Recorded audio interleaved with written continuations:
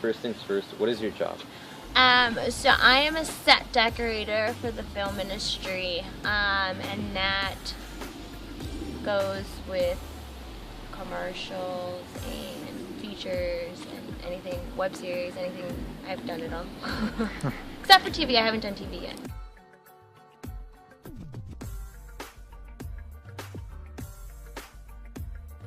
For 6 years, and I started obviously in the art department as like a PA, which is an assistant, and then I worked my way up, and I've been a set decorator for 3 years now.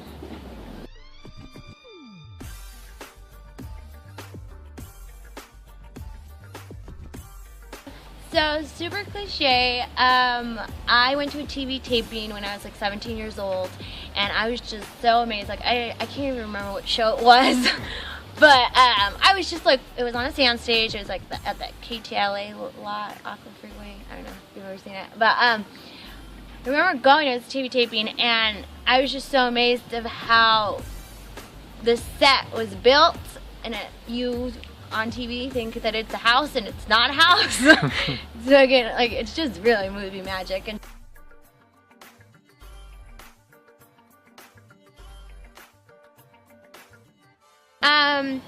so college is really good. You all should go.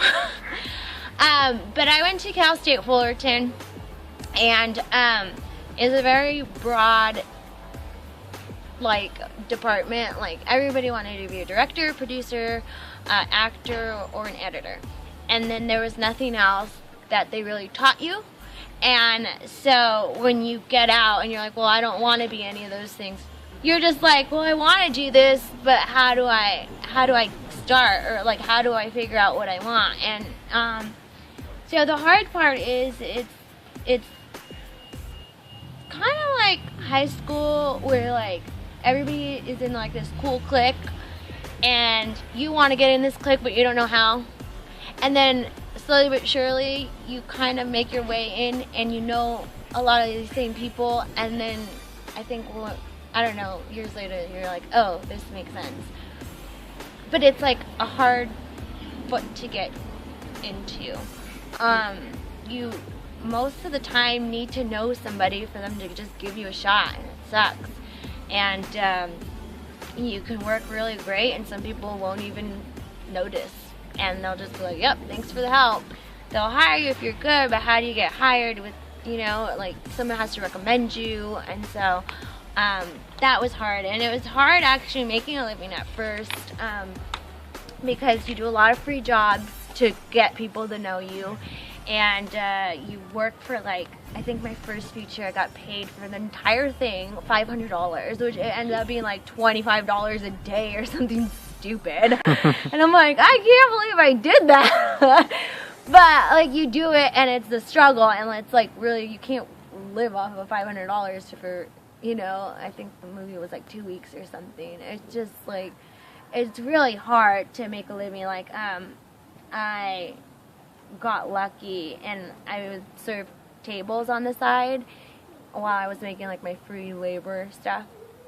So that was kind of like the balance. And then like one day I was just like, I have to go for it, and so I quit the restaurant business, and I'm like, and it worked out, and I don't know how that worked out, but it did. And I think if you're just really passionate about it and you really want it to work, it'll work itself out.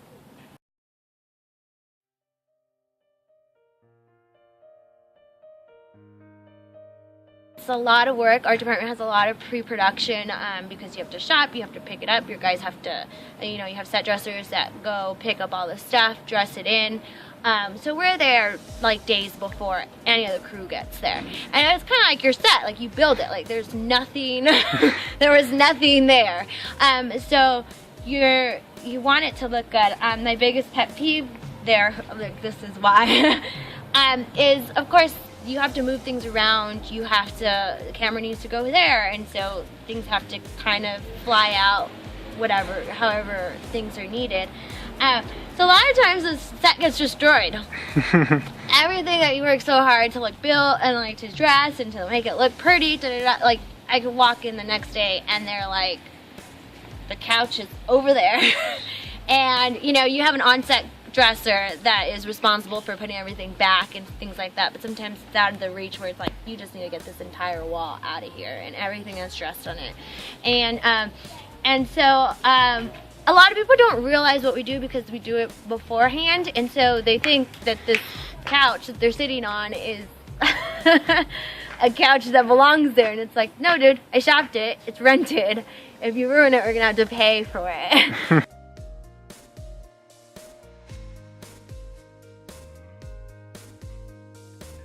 So yeah, there's a lot of prop houses in mainly the valley. There's some on the west side, like near Sony, but the majority is on the west, in the valley. And then like, I don't know if you guys ever been to like Universal, Warner Brothers. They have their own personal rental house, but you don't have to be working for them to go. Anybody, it's fair game. Anybody can rent anything. So like things that are shot at Sony can be shot for at Warner Brothers or Universal or things like that. So those Sony, Universal, and Warner Brothers are the main ones just because their studios attached to it. Kind of like you have to really know your resources to be like, well, where am I going to pull this off at?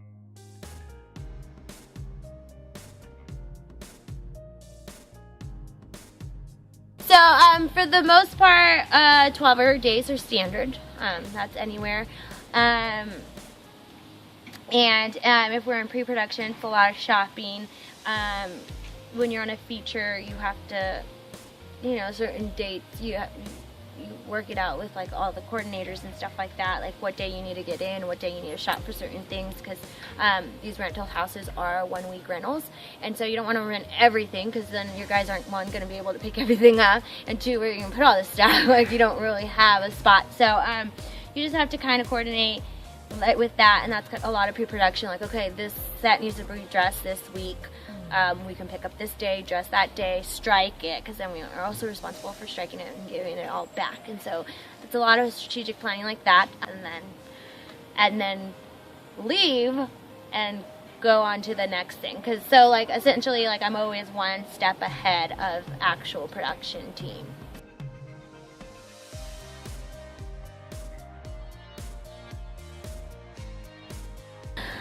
It's not an easy business, for sure. You have to have really thick skin, because there are people that aren't very nice, and there are people that just want you for the show, and that's it. And you kind of feel used sometimes, and it's just kind of an industry where if you really want it, you can. About the whole cool kids thing, it's like you gotta get your foot in the door, and that one foot might be the hardest foot to place ever, but once you're in, and it's just, it's tough, but just, you can't be discouraged, because if it's something you really want to do, you can totally do it.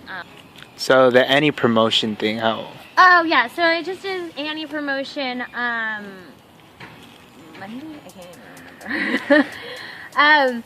And it was fun. I got to do, it was like a Christmas thing, a Christmas setting, obviously, because it already comes out on the 18th, and it was really weird, because like, we set up, we had the whole morning just set up. We only had action for 45 minutes. It was cool. I had never been on anything like that. But it was literally like, everybody was just like, stop what you're doing. Everything needs to be ready by the time they get in, because we only have 45 minutes. And what else, like, what film or what set are you most proud of that you decorated? It was directed by Julia Stiles, and Meryl Streep's daughter comes out in it. It's called Paloma. It's on this channel called Wigs, if you guys ever want to check it out. It was a really cool thing, because I was supposed to, it was like a loft, and it was supposed to be like artsy. I have all these pictures of it. It was really cool. So sad that it just never made it to camera. They did like a bunch of tight shots, and so you hardly see like all of the hard work I put in. But it was a really cool, it was like kind of like a hipster, like kind of like, I think I made like kitchen shelves out of like baskets.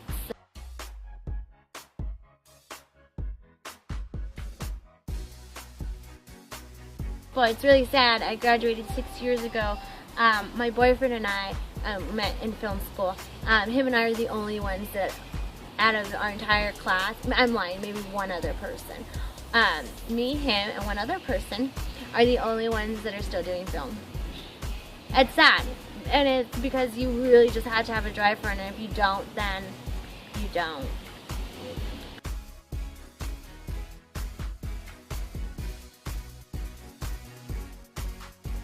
I went to the set decorator event, and they opened up the thing and they're like, what is a set decorator? And it's crazy because you have to pretend to be all these people. They're like, you have to be you have to pretend you're an astronaut, scientist, this, that. Like, the list goes on and on and on, because you're like, if I was a serial killer, what would I have in my house?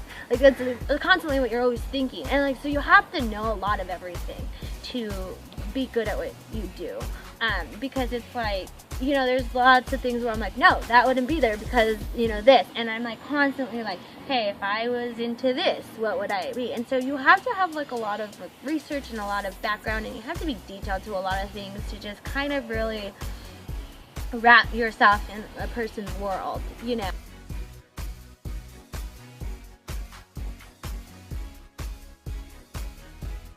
Longest set that I've worked on, I think 3 months. The Angels and Demons? Yeah, probably Angels and Demons. And then I just did a MTV show that was 8 weeks, so that's 2 months. 2 months. And it's done. Yeah. But a lot of features, like indie features, are usually anywhere from usually 6 weeks.